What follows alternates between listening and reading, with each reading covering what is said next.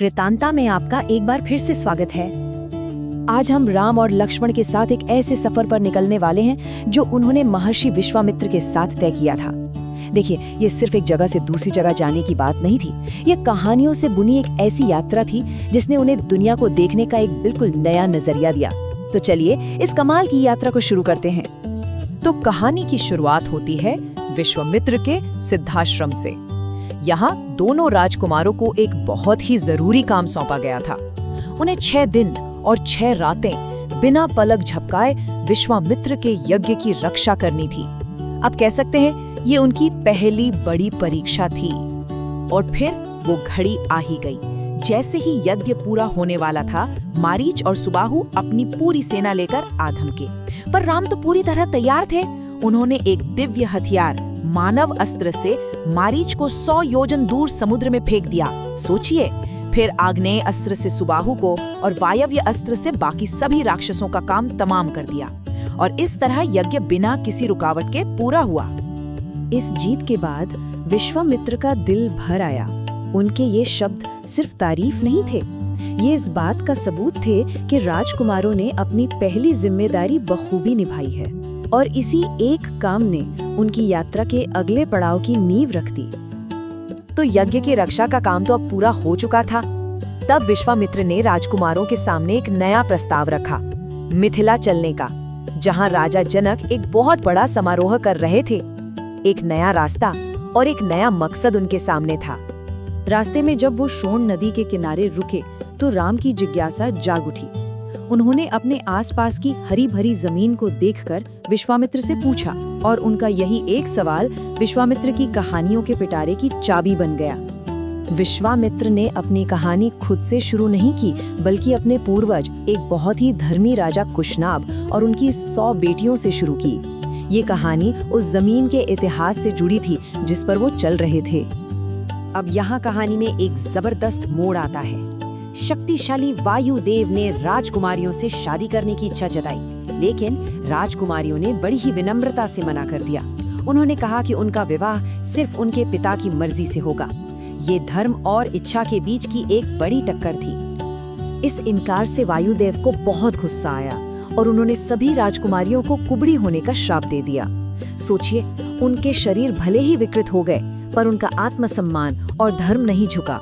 अपनी बेटियों को इस हाल में देखकर भी उनके पिता को उन पर गर्व हुआ, क्योंकि उन्होंने डर के आगे अपने सिद्धांत नहीं छोड़े थे। आगे चलकर राजा कुशनाभ ने अपनी सभी 100 बेटियों की शादी ऋषि ब्रह्मदत्त से कर दी। और फिर जो हुआ वो किसी चमत्कार से कम नहीं था। जैसे ही ऋषि ने उनका हाथ थामा, वो सब श्राप से मुक्त हो गईं और पहले की तरह सुंदर हो गईं। ये एक तरह से उनके धर्म पर टिके रहने का इनाम था। तो अपने पूर्वजों की ये कहानी सुनाने के बाद विश्वामित्र ने राम को अपनी पूरी वंशावली बताई। उन्होंने खुद को उसी महान वंश से जोड़ा जिसकी कहानी वो सुना रहे थे, कुश से लेकर अपने पिता गाधी तक और फिर स्वयं तक। और फिर उन्होंने एक बहुत ही पर्सनल बात बताई। उन्होंने बताया कि उनकी बड़ी बहन सत्यवती, जो अपने पति के साथ स्वर्ग चली गई थी, वही इस इलाके में पवित्र कौशिकी नदी बनकर बहती हैं। इस तरह उन्होंने इतिहास को भूगोल से और अपने परिवार को प्रकृति से जोड़ दिया। जब तक ये सारी कहानियां खत्म हुई, रात काफी घिर आई थी और आसमान में चांद निकल आया था। कहानियों का सिलसिला तो थम गया, पर सफर अभी बाकी था। विश्वामित्र ने सबको आराम करने के लिए कहा, ताकि अगले दिन की यात्रा के लिए सब तरोताजा हो जाएं। उनके इन शब्दों से उस शांत रात का एहसास होता है ना? अगले दिन वो पहुंचे पवित्र गंगा नदी के किनारे। गंगा की लहरों को देखकर राम के मन में एक और सवाल उठा। उन्होंने विश्वामित्र से पूछा कि ये नदी जो तीनों लोकों में बहती है, इसकी शुरुआत कहाँ से हुई?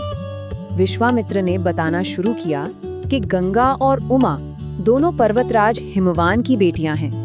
बड़ी बेटी गंगा देवताओं के कहने पर उनके साथ स्वर्ग चली गईं, और छोटी बेटी उमा ने कड़ी तपस्या की और भगवान शिव से विवाह किया।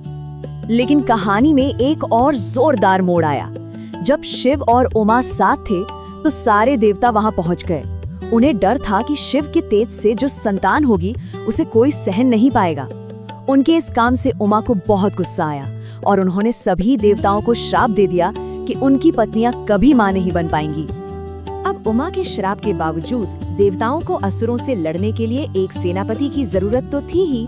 इसी जरूरत ने एक ऐसे चमत्कार को जन्म दिया जिससे शिव के तेज से एक संतान का जन्म हुआ, और वो थे देवों के सेनापति कार्तिकेय। कार्तिकेय का जन्म कोई साधारण घटना नहीं थी। सुनिए कैसे हुआ। भगवान शिव के तेज को पहले अग्निदेव ने संभाला, पर वो उसकी ऊर्जा सह नहीं पाई। फिर उन्होंने उसे गंगा को सौंप दिया। जब गंगा भी उसे नहीं संभाल सकी तो उन्होंने उसे हिमालय के एक जंगल में रख दिया, जहाँ एक अद्भुत बच्चे का जन्म हुआ, और आखिर में 6 कृत्तिकाओं ने मिलकर उस बच्चे को पाला। और यहीं से एक बहुत ही मजेदार बात जुड़ी है। अपनी 6 पालक माताओं यानी कृत्तिकाओं का दूध एक साथ पीने के लिए उस दिव्य बालक ने जन्म के समय ही 6 मुख धारण कर लिए, और इसी वजह से उन्हें षणमुख यानी 6 मुखों वाला और कार्तिकेय के नाम से जाना गया। तो देखा आपने कैसे एक सीधी सादी पैदल यात्रा कहानियों के जरिए ब्रह्मांड के बड़े बड़े राज खोल रही थी। ये सफर सिर्फ जमीन पर नहीं बल्कि ज्ञान और इतिहास की गहराइयों में भी हो रहा था। ये इस बात का सबसे अच्छा उदाहरण है कि असली सीख अक्सर मंजिल से ज्यादा रास्ते में मिलती है। तो सबक ये है कि कोई भी सफर हमें सिर्फ एक जगह से दूसरी जगह नहीं पहुंचाता, वो हमें अंदर से बदल देता है। हर कहानी, हर अनुभव हमें एक नया नजरिया देता है। अब सवाल ये है कि अगली कहानी हमें कहाँ ले जाएगी? अगर आपको ये कहानी पसंद आई हो तो इसे लाइक और शेयर जरूर करें। हमें कमेंट्स में बताइए कि आप आगे कौन सी कहानी सुनना चाहेंगे। और हाँ, सब्सक्राइब करना मत भूलिएगा ताकि आप इस श्रृंखला की अगली कहानी मिस ना कर दें। मिलते हैं अगली कथा में।